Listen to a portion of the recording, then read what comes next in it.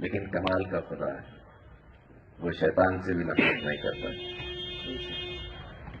शैतान तौबा करे तो आज ही बच जाए, ये उसकी बदनसीबी है कि तौबा नहीं करता। वो सोचता है कि वो खुदा से एक दिन टक्कर ले लेगा। धर्म झगड़ा है, जो ताकतवर है वो जीत जाता है, वही धर्म जीत गया ऐसा हम मान लेते हैं। परमेश्वर ने धर्म बनाया ही नहीं था, परमेश्वर ने हमें बनाया था कि हम उसके साथ रहें, लेकिन अपन ने तो बहुत कुछ और बना लिया। न सिर्फ हमने अपने आप को धर्मों में बांट लिया, उस परमेश्वर को, अल्लाह को, उस ईश्वर को, उस वाहेगुरु को भी बांट लिया। तस्वीर देख के पहचान लेते हैं, ये हिंदुओं का है, ये मुसलमानों का है, ये सिखों का है, ये ईसाइयों का है। अपन तो परमेश्वर से भी बड़े हैं। परमेश्वर ने सिर्फ इंसान बनाए, हमने न सिर्फ जातियां बनाई बल्कि परमेश्वर भी बांट डाले, अलग अलग धर्म के, अलग अलग, और आखिर में रखनी पड़ती है सर्वधर्म सभा। लेकिन असल में बात है परमेश्वर की। स्वर्ग में ना हिंदू जाएंगे, ना मुसलमान, ना सिख, ना ईसाई, सब नरक में होंगे। स्वर्ग में सिर्फ वो जाएगा जो जमीन पे कबूल करेगा कि मैं गुनहगार हूं और मुझे बचाने वाला परमेश्वर है। जो उस परमेश्वर को जमीन पे जान जाएगा वही उसके घर जाएगा। आज मैं मंच पे बैठा हूं, आप मुझे हार पहना रहे, मैं रात को 2:30 बजे आके आपका दरवाजा खटखटाऊं क्योंकि आप में से कोई मुझे नहीं पहचानता, क्या आप मुझे रात के 2:30 बजे घर आने देंगे? आप तो क्या पूरा मोहल्ला मिलकर मेरी अच्छे से तीमारदारी करेगा। जब तक मैं खड़ा हूं मुझे खड़ा नहीं रहने देंगे। क्यों?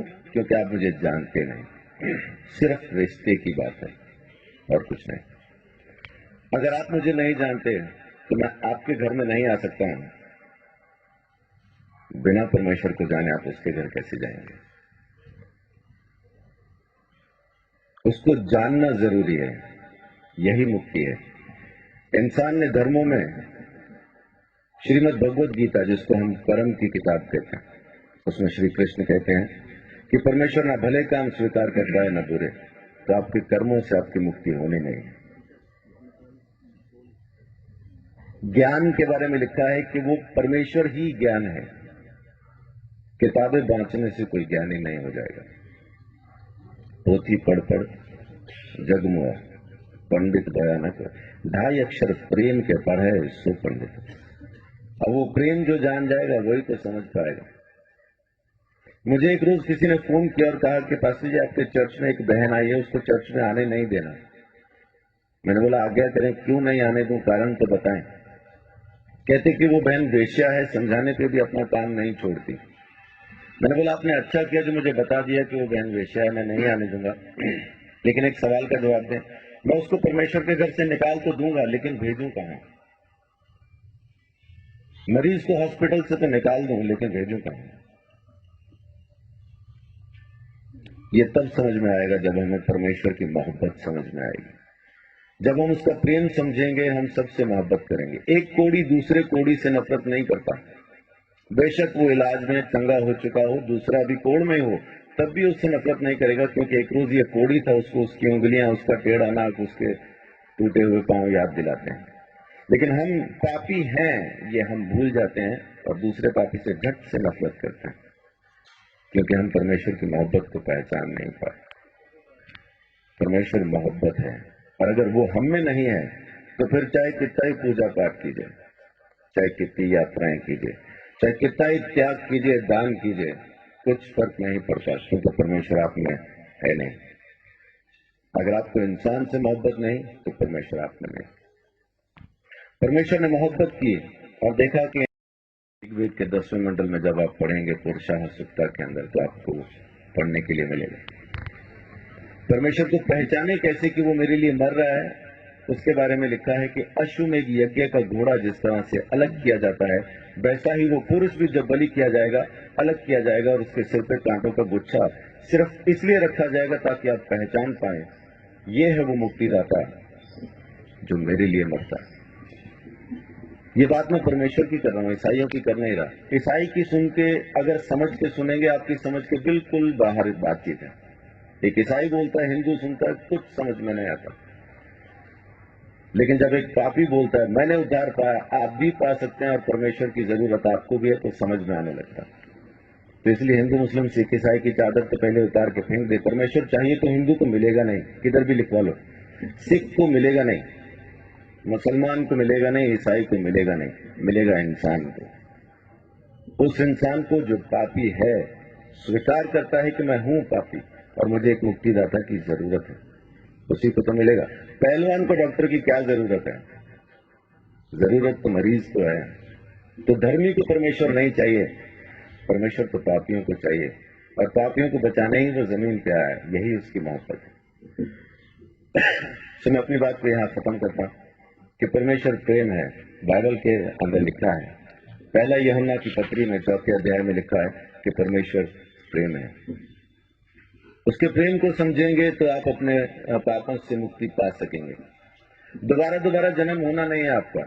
माफ कीजिए, एक चीज ये छोटी सी क्लियर करके मैं अपनी बात को खत्म करूंगा, क्योंकि अपन को शैतान ने एक वहम में डाला हुआ है कि इस जन्म में नहीं तो अगले में मुक्ति हो जाएगी, इसलिए अपन आराम से बैठे।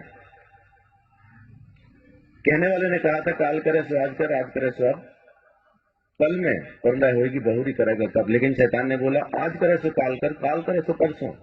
इतनी जल्दी क्या पड़ी है जब जीना है बरसों। बच्चे आपका नाम क्या है? ध्रुव। आपके बच्चे कहाँ हैं? अजीब सवाल है। उम्र क्या आपकी? 9 साल के बच्चे से मैं पूछ रहा हूं कि आपके बच्चे कहाँ हैं? आम के पेड़ पे जो मई जून में आम लगने हैं, इस वक्त कहाँ है? बहुत बहुत शुक्रिया। गुरु जी कहते हैं आम में, उसी पेड़ में वो आम है जो मई जून में दिखाई देंगे। तो ध्रुव के बच्चे कहाँ हैं? ध्रुव में। जब उसका मौसम आएगा बच्चे नजर आएंगे। तो जब ध्रुव नहीं था तब उसके बच्चे कहाँ थे? पापा में। और जब पापा नहीं थे तब ध्रुव के बच्चे कहाँ थे? दादा में। जब दादा नहीं थे तो कहाँ थे? तो उनके पिता में, उनके पिता में, उनके पिता में। ऐसा अपन किताब को फोल्ड करते जाएं तो उस आदम में पहुंच जाते हैं जिसको परमेश्वर ने बनाया, और उसमें बीज डाल के कहा अब तुम पैदा करो। हर जानवर को, हर प्राणी को, हर चीज को परमेश्वर ने बीज के साथ बनाया और आज्ञा दी अब तुम पैदा करो। तो जब परमेश्वर ने आदम को बनाया, हम आदम में थे। जब परमेश्वर ने आदम को यह आज्ञा दी ये फल न खाना, तब हम आदम में थे। जब आदम ने आज्ञा तोड़ी तब हम आदम में थे। जब आदम परमेश्वर से अलग हुआ तब हम आदम में थे। इसी तरह से हम परमेश्वर से अलग हो गए। हमने किया कुछ नहीं, खाया पिया कुछ नहीं, गिलास तोड़ा 12 आना किया आदम ने, अलग हम हो गए। वेदों में लिखा है कि बच्चा पैदा होते ही पाप के हाथ में सौंप दिया जाता, पैदा होते ही पापी हो जाता, कारण उसका बीज पापी है। एड्स जिस माँ बाप को है, बच्चा पैदा करेंगे एड्स की बीमारी के साथ पैदा होना। इस वजह से हम पैदा ही पापी होते हैं, इसलिए हमें मुक्ति की जरूरत है। और अगर मुक्ति हम खुद ले सकते होते तो मुक्ति दाता शब्द कभी आता नहीं। देने वाला हमको जरूर चाहिए, वो एक ही है। परमेश्वर ने हमारे लिए मुक्ति का रास्ता खोला, स्वयं हमारे लिए बलिदान दिया ताकि हम हमारे गुनाह से आजाद हो जाएं। ये उसकी मोहब्बत नहीं तो और क्या। तो उसकी मोहब्बत से आप अभी इसी वक्त मुक्ति पा सकते हैं। आपको जन्मों का इंतजार करना नहीं, क्योंकि यही एक जन्म है, दोबारा होगा नहीं। आज के बाद दोबारा हम कभी पैदा नहीं होंगे। ये पहला और आखिरी जन्म है। मुक्ति मिलेगी तो अब, नहीं मिलेगी तो कभी नहीं। तो परमेश्वर प्रेम है, उसके प्रेम को समझे, उसके दिए हुए उद्धार को समझे। यीशु मसीह ने मेरे लिए मेरे सारे दंड को सह लिया और मेरे गुनाहों से मुझे आजाद किया। ये काम उसने आपके लिए भी किया है, बस आपको स्वीकार करना है। परमेश्वर आप सबको बहुत आशीष दे। बड़ी बात।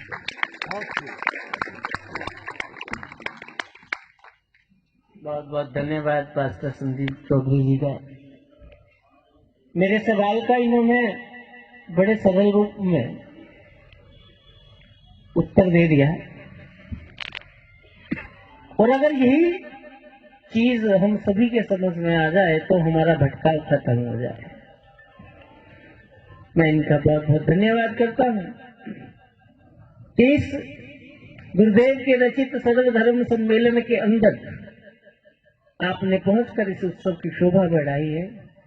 मैं आपका बहुत शुक्रिया अदा करता हूं। अब हमारे मध्य